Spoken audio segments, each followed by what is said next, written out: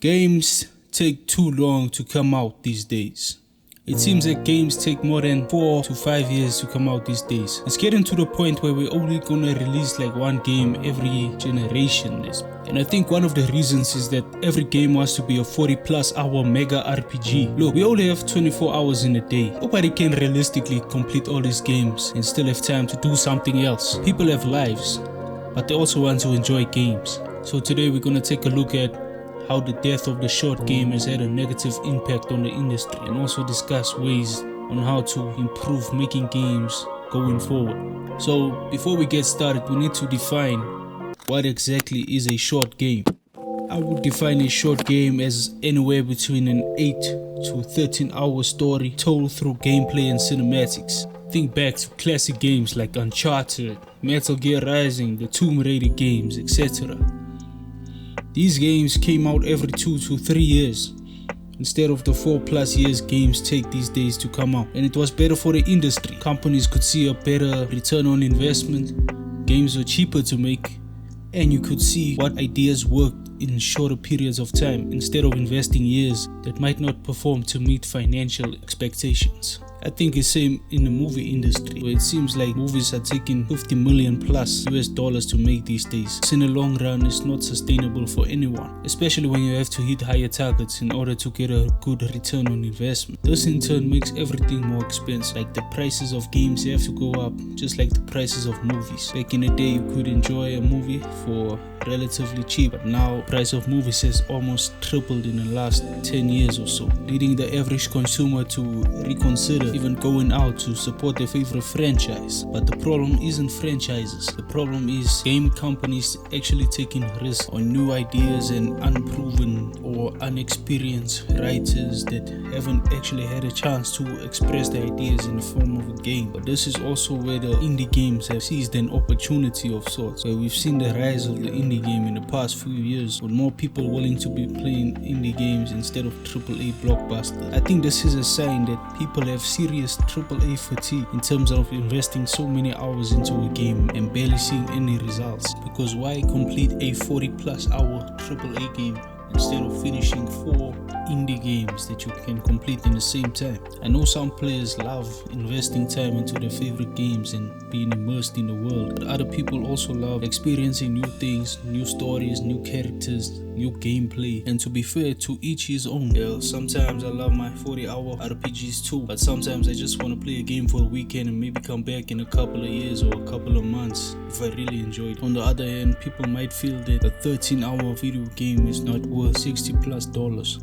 Like even open world games, especially open world games, feel bloated, boring, repetitive, and the side quest stories feel uninspired. Of course, there are some exceptions like The Witcher or even Cyberpunk. These games actually add value to your time instead of wasting it. But the majority of open worlds are just padding out the time, trying to increase the value of the game by padding out the hours. Look, a long game does not mean a good game. For example, a game like Assassin's Creed Valhalla, I'm sure there's a great game trapped in there somewhere, but the bloating and unnecessary open world bullshit makes this game a slog to play. And some might say, oh, you don't have to play it, yeah? Why are you playing it, yeah? I am playing it because I am a fan of the franchise, and I did not expect them to bloat out a game this much. I mean, the other games had bloat, but not to this extent. And I understand some players did like Assassin's Creed Valhalla because it was the highest selling game in the franchise, but to me the overall length of this game just decreased the quality,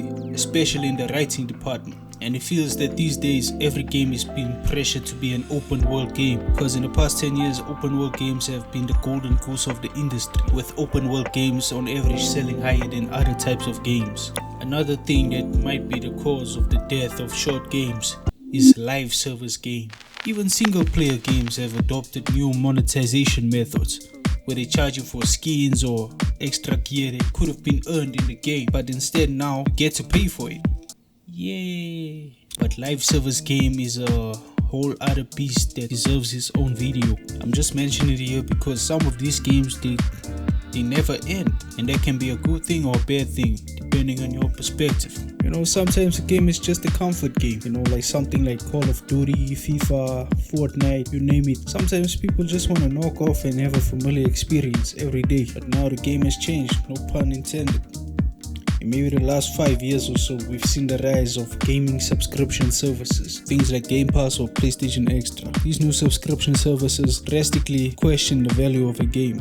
These subscription models are a whole nother video by itself, but to make a long story short, subscription models value engagement above everything else. So if a game is short, naturally there will be less engagement, because if you complete a 5-hour game, it is nothing compared to the metrics of a Forza Horizon 5 or a Call of Duty, which has hundreds of hours of gameplay. And obviously business wise, it would make sense to reward the games more that makes people stay on your subscription service. It seems a good idea until you realize that short games basically get buried, and even indie games are forced to compromise their vision just to make some money by forcing them to create gameplay loops that doesn't necessarily serve the game in a positive way. Even AAA video games are forced to bloat out gameplay unnecessarily just to incentivize more players to keep coming back to their game, because you would think that a subscription models would allow you to play more games, but what if a game is 80 hours long to complete? Most people won't finish their game in less than 2 weeks. That means every 2 weeks you finish one 80-hour mega RPG, or you spend most of your time playing Forza or Call of Duty. That automatically means you don't have time to play shorter games or indie games, and those are the games that really need the money, not the Call of Duties or the Forzas or the other AAA games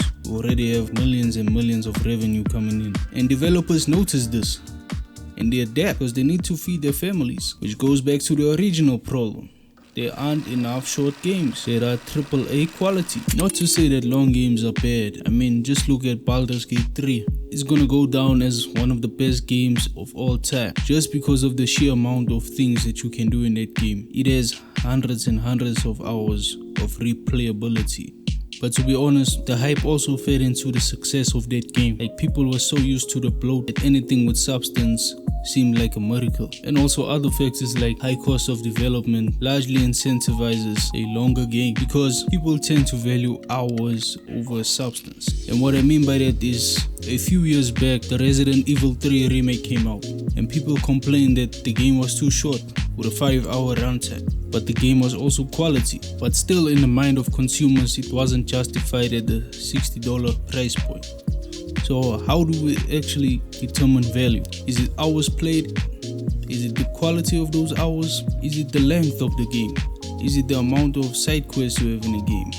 Because the vast majority of long games tend to overstay their welcome, with some becoming tedious to play, even feeling bloated, and also suffering from various pacing issues. I guess the purpose of this video was just to ask some of these questions, because it's definitely a discussion that needs to be had. So tell me, what would you rather have? Are you someone with a lot of time that can sink all of these hours into a game? Are you someone like me who barely has free time and just likes to complete a game in a weekend? Leave your thoughts in the comments below. Leave a like if you enjoyed this video. Click that subscribe button, and I'll see you on the next one.